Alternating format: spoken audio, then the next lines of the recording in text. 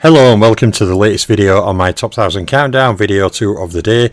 So on this video we're going from 170 down to 161. So fighter number 170 is a fighter who will probably profit from the new rating system, Erik Morales.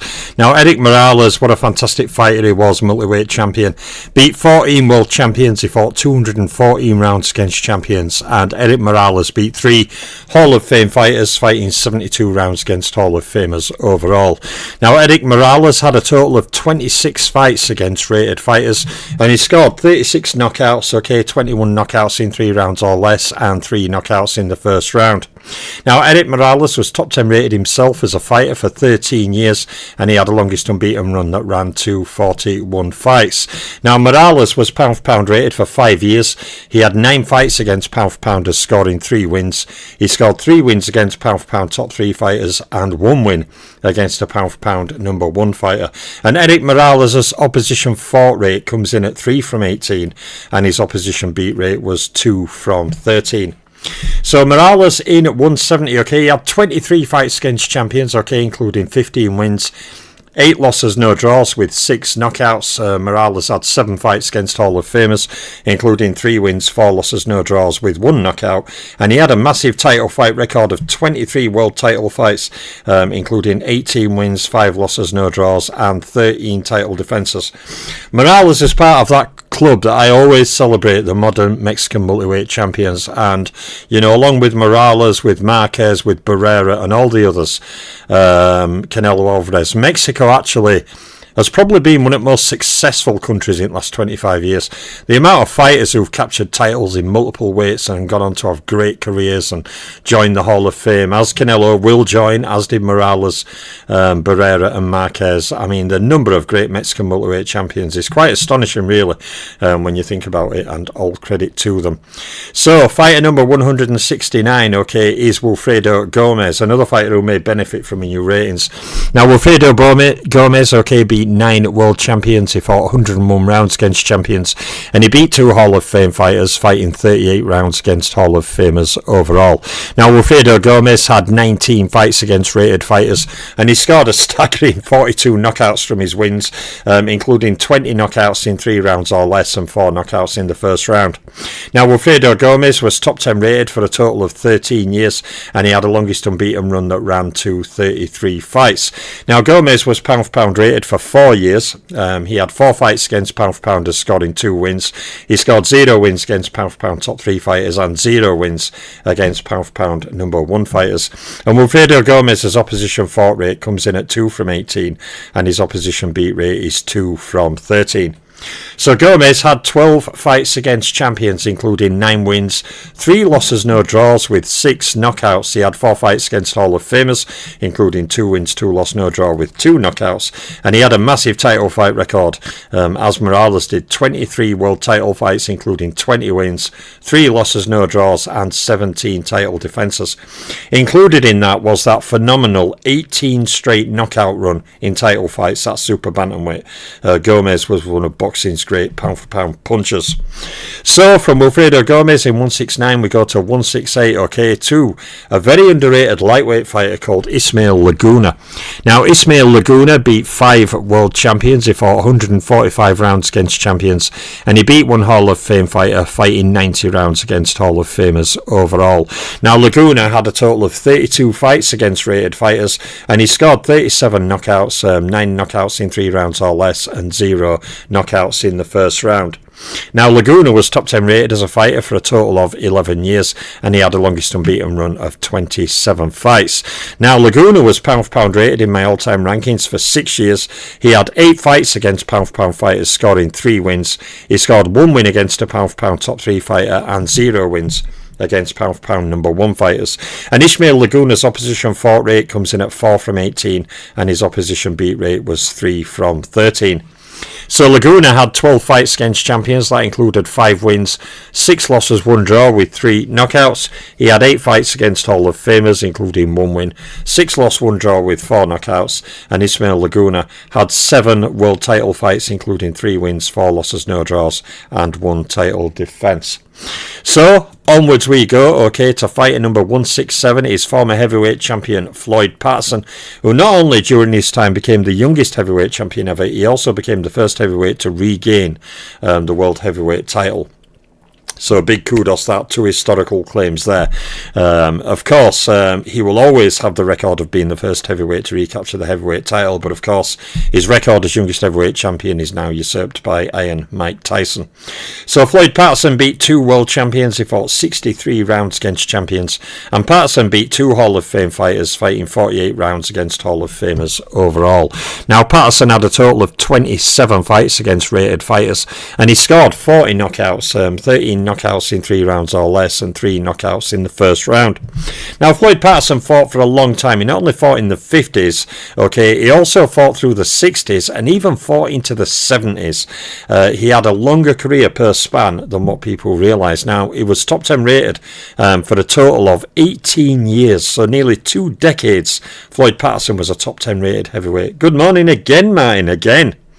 That's the key word. His longest unbeaten run is 22 fights, and Patterson was pound for pound rated for 4 years. Now he had 8 fights against pound for pounders, scoring 3 wins. Patterson scored 1 win against a pound for pound top 3 fighter and 0 wins against pound for pound number 1 fighters. And Floyd Patterson's opposition fought rate comes in at 3 from 18, and his opposition beat rate was 2 from 13. Now Floyd Patterson had 10 fights against champions, including 3 wins, 7 losses, no draws and 3 KOs. He had 9 fights against Hall of Famers, including 3 wins, 6 losses, no draws with 3 KOs, and Patterson had 13 world title fights, including 8 wins, 5 losses, no draws and 6 title defences. So there's Floyd Patterson in 167. Okay, when we go to fight at 166, it is the hard-punching Lou Jenkins. Now, if Lou Jenkins didn't enjoy his beard as much as he did, he may have been even greater, but he was a very dangerous puncher. Lou Jenkins beat 4 world champions. He was one of the few fighters who could actually visibly hurt the Hermika Hurricane Lou Ambers, who is one of the toughest lightweights of all time. Lou Jenkins beat 4 world champions. He fought 122 rounds against champions, and Jenkins beat 2 Hall of Fame fighters, fighting a total of 114 rounds against Hall of Famers overall. And Jenkins had a total of 31 fights against rated fighters. Now, in terms of knockouts, he scored 52 overall, 25 in 3 rounds or less, and 6 in the first round. And Jenkins was top 10 rated for 2 years, and he had the longest unbeaten run that ran to 13 fights. Now, he was pound for pound rated for 1 year in my all-time rankings, Lou Jenkins, and he had a total of 20 fights against pound for pounders, scoring 5 wins. He scored 3 wins against pound for pound top 3 fighters and 0 wins against pound for pound number 1 fighters. And Lou Jenkins' opposition fought rate comes in at 5 from 18, and his opposition beat rate was 3 from 13. So Jenkins had 15 fights against champions, including 5 wins, 9 losses, 1 draw, with 4 knockouts. He had 13 fights against Hall of Famers, including 3 wins, 9 losses, 1 draw, with 2 knockouts. And Lou Jenkins had 5 title fights, including 3 wins, 2 losses, no draws, and 2 title defences. So there is the tough and hard punching Lou Jenkins in 166. When we go to fight at 165, okay, is the great Brazilian fighter Eder Joffre, pictured slamming the great Japanese fighter fighting Harada with the right hand. Eder Joffre was a classical boxer, a fantastic talent, Brazil's greatest fighter to me, and one of the great bantamweight fighters. His resume to me doesn't match up to many other bantamweight greats, but he's respected throughout boxing circles among historians pretty universally. One guy at the IBRO actually rated him the second greatest of all time once, I believe it was, because he was such a good fighter. He's not my second greatest bantamweight of all time, but I do understand why people regard him highly. Now, Eder Joffre, okay, beat 3 world champions. He fought 59 rounds against champions, and he beat 1 Hall of Fame fighter, fighting 34 rounds against Hall of Famers overall. Now, Eder Joffre had 26 fights against rated fighters, and he scored a total of 50 knockouts, 19 knockouts in 3 rounds or less, and 0 knockouts in the first round. Now, Joffre himself was top 10 rated for a total of 13 years, including his break and comeback, and he had the longest unbeaten run that ran to 50 fights. Now, Joffre was pound for pound rated for 4 years, and he had 4 fights against pound for pounders, scoring 2 wins. He scored 1 win against a pound for pound top 3 fighter and 0 wins against pound for pound number 1 fighters. And Eder Joffre's opposition fought rate comes in at 3 from 18, and his opposition beat rate was 3 from 13. Now, Joffre had nearly 80 fights, okay, and in that time, he only ever lost to one man, okay, fighting Harada on 2 occasions. So all the defeats in these categories are to the same man fighting Harada. So Joffre had 5 fights against champions. He won 3, lost 2, drew 0 with 2 knockouts. He had 3 fights against Hall of Famers, including 1 win, 2 loss, no draw, with 0 knockouts. And Joffre had 12 world title fights, including 10 wins, 2 losses, no draws, and Joffre made 7 title defences. So there is the outstanding boxer Eder Joffre there. When we go on to our next fighter, fighter 164. This is a guy I think goes very underrated, very capable fighter he was. He is former middleweight contender at 1920s Jock Malone. Now in my new ratings, Eder Joffre will jump above him. But for the moment, in 164 is Jock Malone. Now, Malone beat 5 world champions. He fought 167 rounds against champions, and he beat 3 Hall of Fame fighters, fighting 141 rounds against Hall of Famers overall. Jock Malone had a total of 37 fights against rated fighters, and he scored 33 knockouts, 15 of them in 3 rounds or less, and 6 in the first round. Now, Malone was top 10 rated for a total of 2 years, and he had a longest unbeaten run that ran to 24 fights. He was never pound for pound rated in my all-time rankings, Malone, but he did have 16 fights against pound for pounders, scoring 4 wins. He scored 2 wins against pound for pound top 3 fighters and 1 win against a pound for pound number 1 fighter. And his opposition fought rate, okay, comes in at 8 from 18, and his opposition beat rate was 5 from 13. So against champions, okay, Malone had 18 fights, including 6 wins, 12 losses, no draws, with 1 knockout. He had 15 fights against Hall of Famers, including 3 wins, 12 losses, no draws, with 1 knockout. And Jock Malone had 1 title fight that was a defeat. So, on to fighter 163, okay, and that fighter is a very, very underrated light heavyweight fighter who was pretty much a consensus top 10 light heavyweight for a decade, okay, is Al Gainer. Now, Al Gainer, who has an incredibly tough resume too, beat 6 world champions. He fought 223 rounds against champions, and Gainer beat 4 Hall of Fame fighters individually, fighting 159 rounds against Hall of Famers. And he had a massive total of 48 fights against rated opponents. Now, Gainer scored 41 knockouts, okay, 17 knockouts in 3 rounds or less, and 7 in the first round. And he was top 10 rated, as I mentioned, for a total of 10 years throughout his career in a very tough era of light heavyweights. You had John Henry Lewis, you had the Delaney's, the Berlenbachs, all these guys around in that era. So for Gainer to be top 10 rated for an entire decade is an accomplishment in itself. So Al Gainer's longest unbeaten run ran to 13 fights, and he was pound for pound rated for 1 year.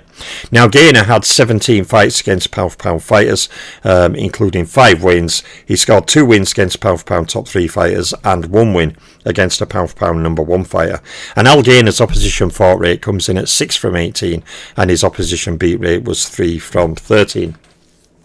So, he's fought a higher opposition fought rate than Pacquiao, but he hasn't beat a higher opposition beat rate than Pacquiao. Again, showing that higher level of opposition, but if you don't win a lot of it, blah, blah, blah. Smaller fighters who haven't fought as higher opposition score can still better you in the opposition beat rate. So Al Gainer, okay, he had 21 fights against champions, including 9 wins, 9 losses, 3 draws with 1 knockout. He had 14 fights against Hall of Famers, including 4 wins, 8 losses, 2 draw with 0 knockouts. And Al Gainer had 1 title fight that was a defeat. So, 2 fighters to go. The first of them, fighter 162, is James Lights Out Toney. One of the best fighters during my early years watching boxing I had seen. Fantastic talent, James Toney. His fight with Iran Barkley. Go back and watch that fight and watch his counter punching, watch him fight on the inside. What a talent he was. His first fight with Mike McCallum, to me, is still one of my favourite fights to watch, because he's trying to feint and draw from McCallum. McCallum's reading that, knowing that Toney's feinting him. He's trying to double feint Toney to draw the feint from Toney. Both of them are counter punching each other. It is a fantastic tactical battle. I recommend everybody go watch James Toney McCallum 1. What a fantastic fight it was. Shows how good Both men are. So James Toney beat 10 world champions. Okay, he fought 225 rounds against champions. And Toney beat 3 Hall of Fame fighters, fighting 71 rounds against Hall of Famers overall. Now, James Toney had 27 fights against rated opponents, and he scored 47 knockouts, 18 knockouts in 3 rounds or less, and 5 knockouts in the first round. Now, Toney was top 10 rated for a total of 13 years. I mean, he first titled at middleweight and ended up at heavyweight, you know, so he pretty much traversed all that distance, including beating Evander Holyfield. When I was watching that fight, Toney were fighting off ropes an amount of time. Holyfield were trying to press him, but Toney kept landing these sharp counters. And I remember when I was watching Holyfield-Toney fight, I thought Holyfield's going to end up in trouble here, and he did. Toney got to him, just persistent, you know, counters, catching Holyfield as Holyfield were trying to get him on ropes and come in. What a fantastic talent he was. So James Toney had the longest unbeaten run that ran to 46 fights, of course, 44 win, no loss, 2 draw, ended by Roy Jones Jr. I always remember with it, Larry Merchant and them who were commentating, and after 3 or 4 rounds they said, so one of them said something like, we never thought it would be this easy, because Roy Jones was just dazzling him. So James Toney were pound for pound rated for 3 years. He had 8 fights against pound for pounders, scoring 6 wins. He scored 2 wins against pound for pound top 3 fighters and 2 wins against pound for pound number 1 fighters. And James Toney's opposition fought rate comes in at 4 from 18, and his opposition beat rate is 3 from 13. So James Toney had 20 fights against champions, including 11 wins, 7 losses, 2 draws with 6 knockouts. He had 6 fights against Hall of Famers, including 4 wins, 1 loss, 1 draw with 2 knockouts. And James Toney had 14 world title fights, including 11 wins, 1 loss, 2 draws with 9 title defences. So there is James Toney in 161 when we go 162. Sorry, when we go on to fight at 161. It is the great defensive Australian fighter Young Griffo, one of the early great champions down at featherweight, bantamweight region. So Young Griffo, okay, beat 2 world champions. He fought 189 rounds against champions, and he beat no Hall of Fame fighters, interestingly, fighting 120 rounds against Hall of Famers overall. Now, Young Griffo had 0 fights against rated fighters, being a pre-rating era fighter. He scored 33 knockouts in his career, 13 of them in 3 rounds or less, and 1 in the first round. Young Griffo was top 10 rated for a total of 0 years, and he had the longest unbeaten run that came to a total of 107 fights. Young Griffo was pound for pound rated for 4 years, and he had a total of 18 fights against pound for pounders, scoring 5 wins. He scored 4 wins against pound for pound top 3 fighters and 4 wins against pound for pound number 1 fighters. And Young Griffo's opposition fought rate comes in at 6 from 18, and his opposition beat rate was 3 from 13. So Griffo had 16 fights against champions, including 5 wins, 2 losses, 9 draws with 0 knockouts. He had 9 fights against Hall of Famers, but never got a win against a Hall of Famer. His 9 fights included 1 loss, 8 draws with 0 knockouts. And Young Griffo had a small but unbeaten title fight record of 3 world title fights, 3 wins and 2 title defences. So there's my latest video, 170 to 161, my second of the day. More videos coming today. I'm on the push now. Okay, coming next will be 160, 151 around lunchtime, around 12 o'clock-ish, give or take 15 minutes. That's when the next video will come. Then I'll try and get another one in tonight between 6:30 and 7 o'clock if I can. Okay, but there's my latest video for now. I'm on the final push towards the top 10, at which point the playlist is done and I can relax a bit. And then I've just got my graph videos, my rescore, my top 1,000, the career videos, so I can just chill doing that. There's my latest video. I'm out for now. This has been the Boxing Librarian on RKO Network. What was it? RKO, what plane flying around antenna on planet that produced King Kong? What it RKO? That old movie company. King Kong petrified me. The black and white King Kong when I was a kid petrified me.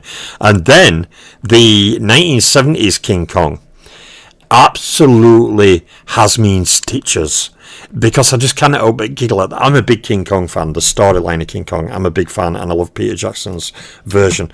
But the 1970s one, where it's clearly a guy stood up in a big gorilla suit, you know, when he's got Andaro, and he's just like, let me go, and she's like hitting his thumb, let me go, you big ape, you stupid ape, all this stuff.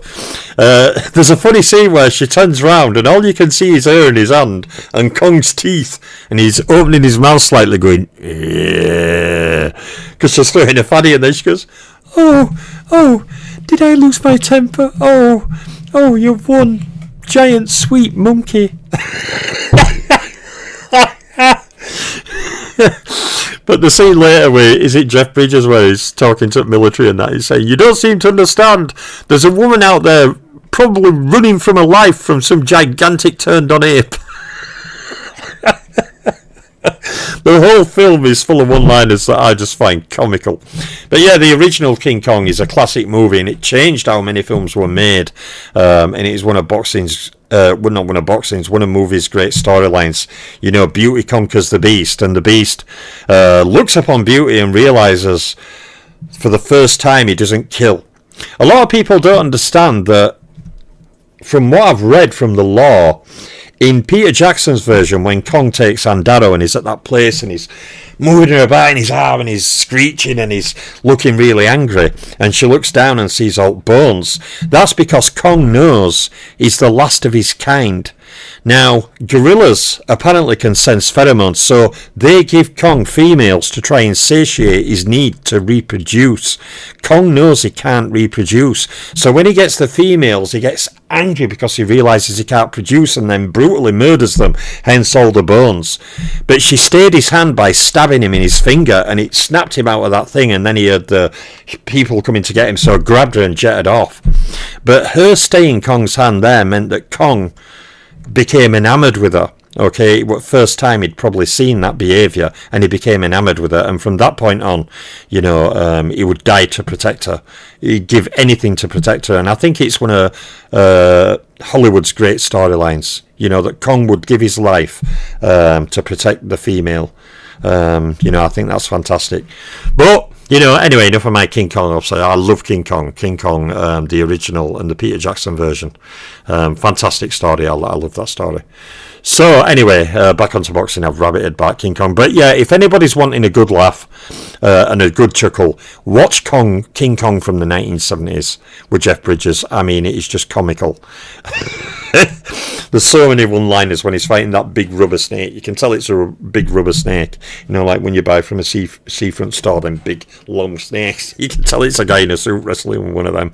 It's just so comical. I mean, they tried, you know, it was due to effects at time. But yeah, great storyline. Comical. Has me cracked up with some one-liners in it. But anyway, there's my latest video on boxing, 170 to 161. I'll be back at lunchtime. I'm the boxing librarian. I nearly cocked it up, Martin. I'm out for now.